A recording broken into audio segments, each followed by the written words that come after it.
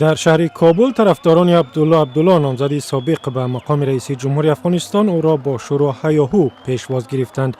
دکتر عبدالله با رقیبش اشرف غنی احمدزی که رئیس جمهوری آینده افغانستان می شود قبلا در مسئله تشکیل حکومت وحدت ملی به سازش رسید. مراسم ادای سوگند اشرف غنی احمدزی روز 29 سپتامبر برگزار می شود. دکتر عبدالله ضمن سخنرانی احمدزی را تبریک گفت و وعده داد که با او در حکومت وحدت ملی همکاری می کند.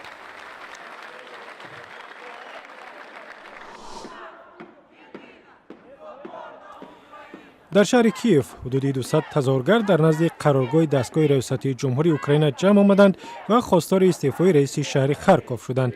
تظاهرگران میگویند شهردار خارکوف از گروه و حرکت‌های طرفدار روسیه پشتیبانی می‌کند. در همین روز پترو پروشنکو رئیس جمهوری اوکراین برنامه همگرایی با اتحادیه اروپا را معرفی کرد که بر اساس آن باید اوکراین سال 2020 عریضه برای پیوستن به اتحادیه اروپا را پیشنهاد کند.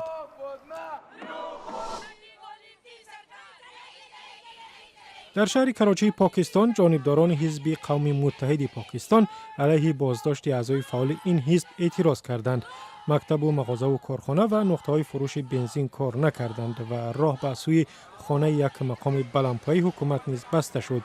طی چند وقت اخیر ماموران امنیتی پاکستان 15 عضو قوم متحد را بازداشت کردند و به اعلان اتهام چند روز است که آنها را در بازداشتگاه نگه می‌دارند.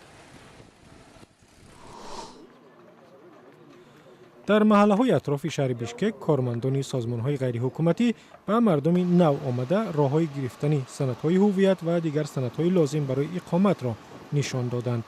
وقت‌های اخیر در اطراف شهر بیشکک 50 محله نو پیدا شده است و مهاجران داخلی از گوشه‌های مختلف قرقیزستان به اینجا می‌آیند.